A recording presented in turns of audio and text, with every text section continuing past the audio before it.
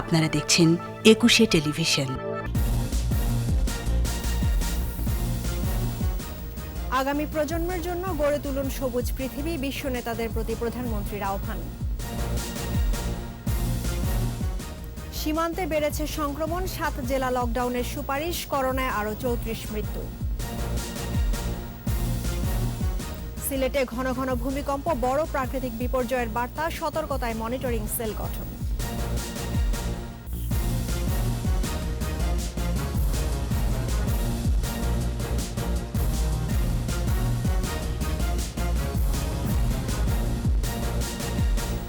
শুনছিলেন first security ইসলামী bank limited সংবাদ শিরোনাম। আমন্ত্রণ রাতের 21 সংবাদে, আপনাদের সঙ্গে আছি রাহনুমা রাহিব। দর্শক, 21 টেলিভিশনের সংবাদ একই সাথে সরাসরি দেখতে পাবেন আমাদের ফেসবুক পেজ www.facebook.com/2124 অনলাইনে। আগামী প্রজন্মের জন্য সবুজ পৃথিবী গড়তে বিশ্ব নেতাদের আরও নিবিড়ভাবে কাজ করার আহ্বান জানিয়েছেন প্রধানমন্ত্রী শেখ হাসিনা। P4G শীর্ষ সম্মেলনে অংশ নিয়ে মহামারী করোনার চ্যালেঞ্জ মোকাবেলার পাশাপাশি জলবায়ু পরিবর্তন সহ গুরুত্বপূর্ণ ক্ষেত্রগুলোতে আরও 3টি পরামর্শ দেন প্রধানমন্ত্রী শেখ হাসিনা। আরও জানাচ্ছেন Pranab Chakraborty. Inclusive green recovery towards carbon neutrality এই প্রতিবাদে দক্ষিণ কোরিয়ার রাজধানী সিউলে অনুষ্ঠিত হচ্ছে partnering for green growth and the global goals 2030 বা P4G'র দুদিনব্যাপী সম্মেলন। অংশ নিয়েছে বিশ্বের 12টি দেশ। সম্মেলনে ভিডিও বার্তায় প্রধানমন্ত্রী শেখ হাসিনা বলেন, বাংলাদেশই বিশ্বে প্রথম স্বল্পোন্নত দেশ হিসেবে নিজস্ব সম্পদ দিয়ে জলবায়ু পরিবর্তন ট্রাস্ট ফান্ড গঠন করেছে। প্রতি বছর জলবায়ু পরিবর্তন মোকাবেলায় 500 কোটি মার্কিন ডলার খরচ করে Bangladesh. Bangladesh, a member of the P4G, pursues a low carbon development path. এছাড়া পানি সংরক্ষণে 100 বছর মেয়াদী টেকসই উন্নয়ন পরিকল্পনা ডেল্টা প্ল্যান বাস্তবায়নের কথাও জানান Sheikh Hasina. We have adopted a 100-year sustainable development plan. সম্মেলনে করোনাকালীন সময়ে বিভিন্ন চ্যালেঞ্জ মোকাবেলা করে সবুজ পৃথিবী গড়ার পথে এগিয়ে যাওয়ার তাগিদ দেন তিনি। We, the participating leaders in the P4G summit, need to work more closely towards a greener future for our next generation. 3 পরামর্শে P4G'কে আরও কর্মমুখী হওয়ার আহ্বান জানান। জোর দেন বিনিয়োগকারী, নীতি নির্ধারক, সৃজনশীল উদ্যোক্তা সহ 5টি পয়েন্টে কাজ করার ওপর।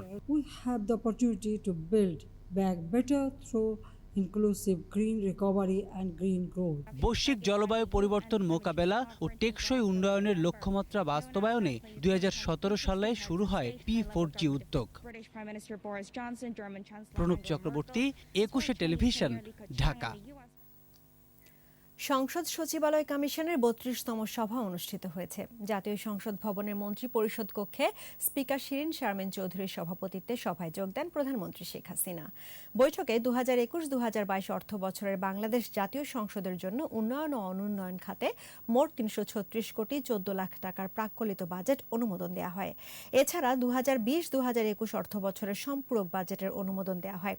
এ সময় অর্থমন্ত্রী আহম মুস্তফা কামাল, আইনমন্ত্রী আনিসুল হক, সংসদে বিরোধী দলীয় জাতীয় পার্টির চেয়ারম্যান GM কাদের উপস্থিত ছিলেন।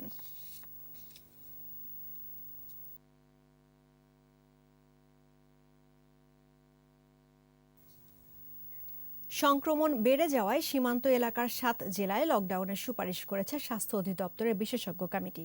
নিয়মিত স্বাস্থ্য বুলেটিনে আরও জানানো হয়, এ পর্যন্ত 23 জনের দেহে পাওয়া গেছে ভারতীয় ভ্যারিয়েন্ট। এদিকে কোভিড-19-এ 24 ঘন্টায় আরও 34 জন মারা গেছেন, আর দৈনিক সংক্রমণ হার বেড়ে হয়েছে 10.11%। বিস্তারিত জানাচ্ছেন স্মৃতি মণ্ডল। কোভিড পরিস্থিতি নিয়ে স্বাস্থ্য অধিদপ্তরের নিয়মিত ভার্চুয়াল স্বাস্থ্য বুলেটিন। সীমান্তের 7টা জেলায় অধিদপ্তরের মুখপাত্র অধ্যাপক রোবেদ আমিন বলেন, সীমান্তগুলোতে লোকাল ট্রান্সমিশন বেড়েছে, বিভিন্ন ভেরিয়েন্টের অস্তিত্ব মিলেছে। তাই নওগাঁ, নাটোর, সাতক্ষীরা, যশোর, রাজশাহী, কুষ্টিয়া ও খুলনায় লকডাউনের সুপারিশ করেছে বিশেষজ্ঞ কমিটি। তো সীমান্তবর্তী এসব স্থানগুলোতে বৈধ ছাড়াও অবৈধভাবে অনেক ধরনের লোকজন আমাদের এখানে আসে। আমাদের চারদিকেই ভারত রয়েছে এবং তাদের মাঝখানে যোগাযোগটা অনেকভাবে বিদ্যমান। কিছু কিছু স্থানে এমনও আছে শুধু নৌকার মাধ্যমেও যোগাযোগ সম্পন্ন হয় চাঁপাইনবাবগঞ্জ থেকে অন্য জায়গাতে। তাই যেসব যারা অবৈধ উপায়ে আমাদের এখানে এসেছেন তাদের মাধ্যমে সংক্রমণ ছড়িয়ে যেতে পারে। ভেরিয়েন্ট প্রসঙ্গে আইডিসিআর পরিচালক তাহমিনা শিরিন বলেন, 263টি জিনোম সিকোয়েন্সিং এর মধ্যে 27 জনের দেহে ইউকে ভেরিয়েন্ট, 85 জনের সাউথ আফ্রিকান, 5 জনের নাইজেরিয়ান ও 23 জনের দেহে ভারতীয় ভেরিয়েন্ট পাওয়া গেছে। এই ভ্যারিয়েন্ট কিন্তু কোনো নতুন বিষয় না। যত ডিজিজ শনাক্ত হবে, ডিজিজ ট্রান্সমিশন হবে এক মানুষ থেকে আরেক মানুষে, নতুন নতুন ভ্যারিয়েন্টের আবির্ভাব হবে। সুতরাং ভ্যারিয়েন্ট যাই হোক না কেন, আমাদের করণীয় দুটি বিষয়। একটি হচ্ছে স্বাস্থ্যবিধি মেনে চলা, এবং যখন যার টার্ন আসবে উনি টিকা গ্রহণ করবেন।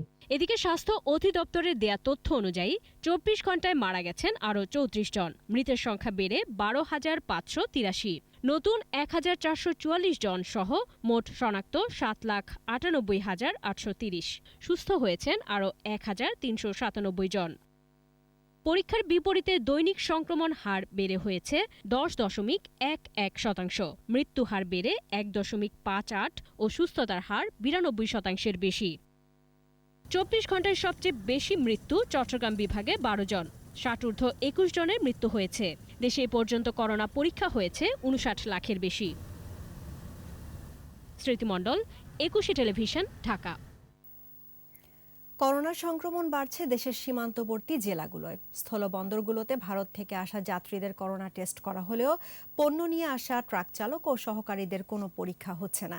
এতে সংক্রমণ আরও বেড়ে যাওয়ার আশঙ্কা স্থানীয়দের। 21 প্রতিনিধিদের সহায়তায় Ratna জামানের report.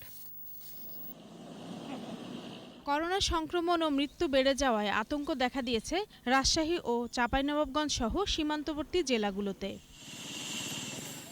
Rajshahi medical college হাসপাতালের করোনা ইউনিটে একদিনে সর্বোচ্চ 12 জনের মৃত্যু হয়েছে। তাদের মধ্যে 7 জনই চাঁপাইনবাবগঞ্জের। মৃত 8 জন করোনা পজিটিভ, 4 জন মারা যান উপসর্গ নিয়ে। বিশেষ লকডাউনের 6ষ্ঠ দিনেও চাঁপাইনবাবগঞ্জে মানা হচ্ছে না স্বাস্থ্যবিধি। স্থলবন্দরে ভারতীয় পণ্যবাহী চালক ও তাদের সহকারীরা চলাফেরা করছেন অবাধে। হিলি স্থলবন্দরে ভারত ফেরত যাত্রীদের করোনা পরীক্ষা করা হলেও পণ্যবাহী ট্রাক চালক ও সহকারীদের নেই পরীক্ষার ব্যবস্থা। ভারত থেকে যে ড্রাইভারগুলি আসছে বাংলাদেশে, সেটাকে চেকপোস্টে কিংবা ইন্ডিয়াতে কোনো চেক না করেই তাদেরকে এখানে পাঠানো হচ্ছে। পূর্বে যেখানে 200 থেকে 180 গাড়ি প্রবেশ করতে, সেখানে মাত্র 80 গাড়ি নিয়ে আমরা এখন আমদানি রপ্তানি পরিচালনা করতেছি। 7 দিনের বেশি সময় ধরে বন্দরে অবস্থান করছে পণ্যবাহী ট্রাকগুলো। এই কারণে প্রতিদিনই বাড়ছে সংক্রমণের হার। 31 তারিখের পর থেকে ভারতীয় ট্রাক ড্রাইভার এবং হেল্পার যারা প্রবেশ করছে, তাদের টেস্ট রিপোর্ট নিয়ে তারা বাংলাদেশের অভ্যন্তরে প্রবেশ করবে। মংলায় 8 দিনের কঠোর বিধি নিষেধাজ্ঞা চলছে। উপজেলা নির্বাহী কর্মকর্তা জানান, বন্দরে বিভিন্ন জাহাজ আসে, নাবিক ও সংশ্লিষ্টরা বিভিন্ন কারণে শহরে ঘোরাফেরা করায় বাড়ছে সংক্রমণ আশঙ্কা। মাইকিং করে জানিয়েছি তারা যেন কোনোভাবেই এখানে ল্যান্ড না করতে পারে। আমরা ইতিমধ্যে কয়েকজনকে অর্থদণ্ড দিয়েছি যারা মাস্ক পরিধান করেনি তাদেরকে। ভারতে আটকে পড়া বাংলাদেশিরা ফিরে আসায় চুয়াডাঙ্গায়ও বেড়েছে আতঙ্ক।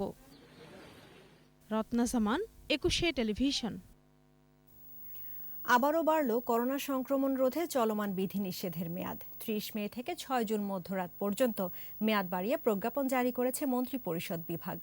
5 এপ্রিল প্রথম বিধিনিষেধ আরোপের পর 8মবারের মতো বাড়ল মেয়াদ। জনস্বাস্থ্যের কথা বিবেচনায় নিয়ে করোনা সংক্রমণ পরিস্থিতির বাস্তবতায় মেয়াদ বেড়েছে বলে প্রজ্ঞাপনে উল্লেখ রয়েছে। সর্বশেষ প্রজ্ঞাপনের শর্তগুলো বলবৎ রাখার সাপেক্ষে এই বিধিনিষেধ কার্যকর থাকবে। এদিকে ভারতের সঙ্গে সীমান্ত বন্ধের মেয়াদ আরও 14 দিন বাড়ানোর সিদ্ধান্ত হয়েছে।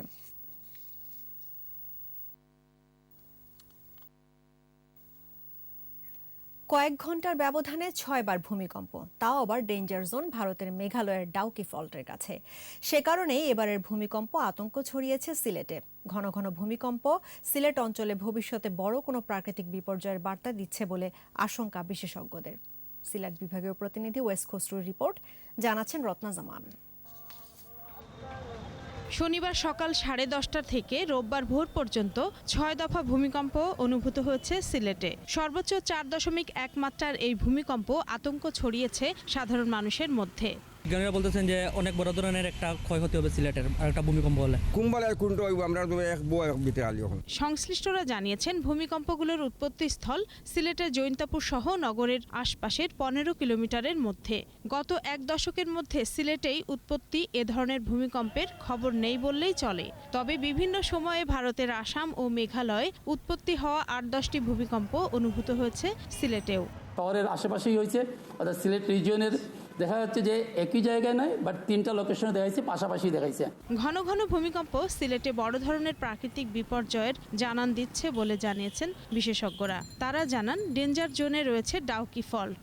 এই ধরনের সিসমিক অ্যাক্টিভিটিস বৃদ্ধি পাওয়া, ছোট ছোট ভূমিকম্প হওয়া, এটাই ইন্ডিকেট করে যে অতি সত্বর বা খুব নিয়ার ফিউচারে বড় কোনো ভূমিকম্প এই অঞ্চলে হতে পারে। এদিকে ভূমিকম্পের ক্ষয়ক্ষতি রোধে সিলেটে সতর্কতামূলক ব্যবস্থা নিচ্ছেন সংশ্লিষ্টরা। গঠন করা হয়েছে একটি মনিটরিং সেল। ঝুঁকিপূর্ণ ভবন যেগুলাতে অ্যালার্মিং, আমরা এগুলাকে যেভাবে পারি আমরা রিমুভ করার চেষ্টা করব। এদিকে কয়েক দফা ভূমিকম্পের পর নগরীতে 2টি 6তলা ভবন হেলে পড়েছে।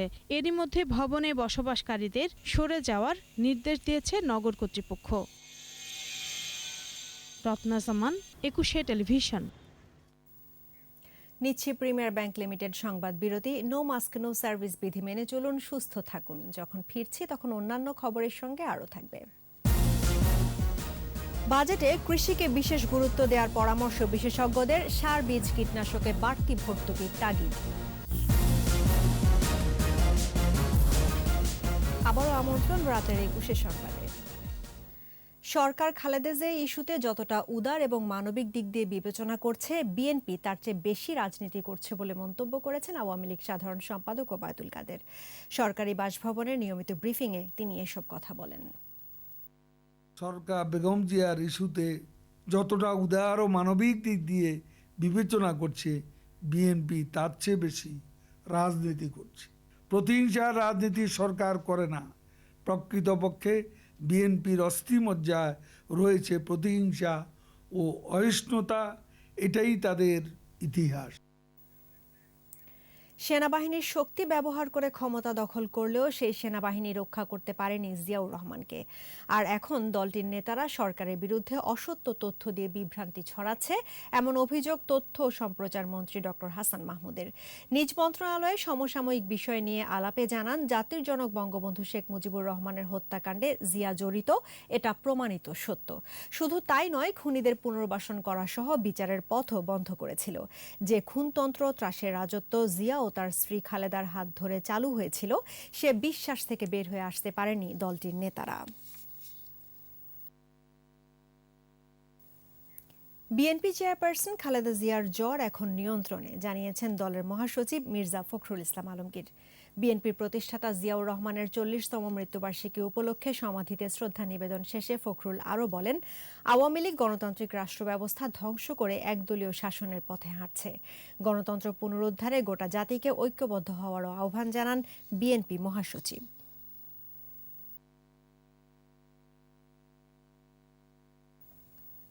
বাজেট প্রসঙ্গ।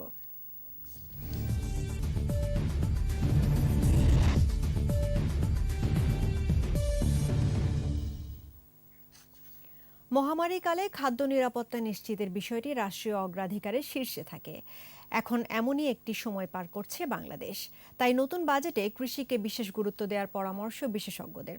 সার, বীজ, কীটনাশক ও সেচ কাজে বাড়তি ভর্তুকি নিশ্চিতেরও তাগিদ দিয়েছেন তারা। মফিউর রহমানের রিপোর্ট।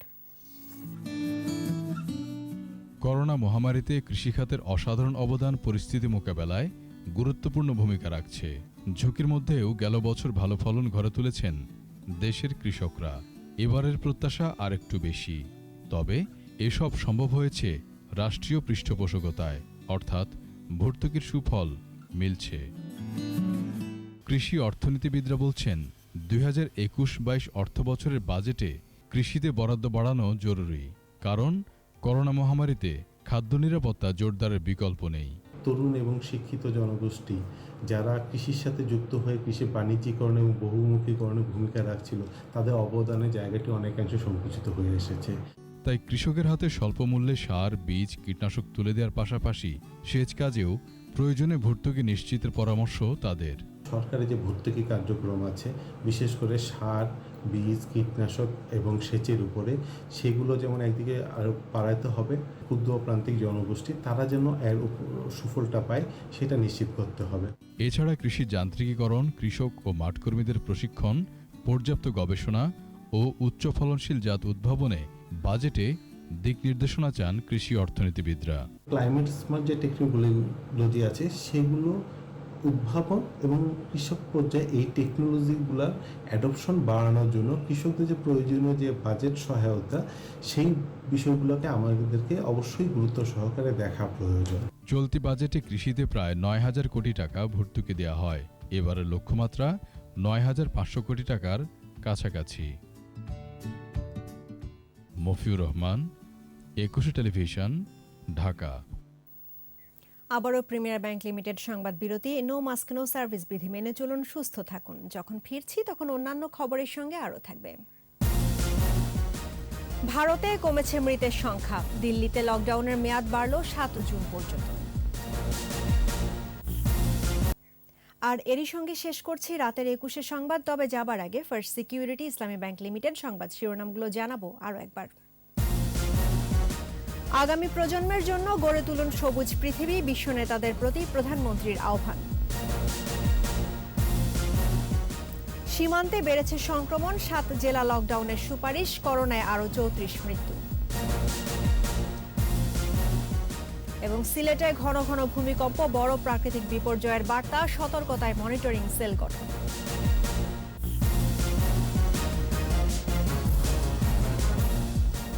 দর্শক, ২১ সর্বশেষ খবর জানতে ডায়াল করুন 2021 নম্বরে, আর ভিজিট করুন 21-tv.com এই ওয়েবসাইটে। এছাড়া ফেসবুকে লগ ইন করতে পারেন facebook.com/2124 অনলাইনে। ২১-এর খবর দেখুন, ২১-এর সঙ্গেই থাকুন। স্বাস্থ্যবিধি মেনে চলুন, সুস্থ থাকুন।